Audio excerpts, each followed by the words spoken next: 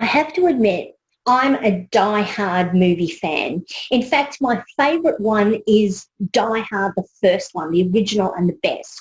And I remember one scene in the movie where Bruce Willis is on a plane talking about how uncomfortable things were.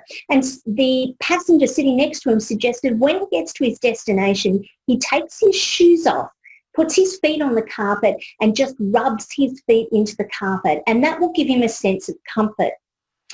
Logically, I look at this and I go, framework provides comfort. It provides a go-to when you're feeling uncomfortable or uncertain.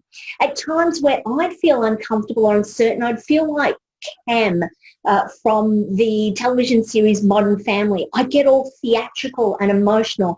I get anxious and doubtful of myself. And I decided I didn't like these feelings, these uncomfortable feelings. So I asked myself, what could I do about it?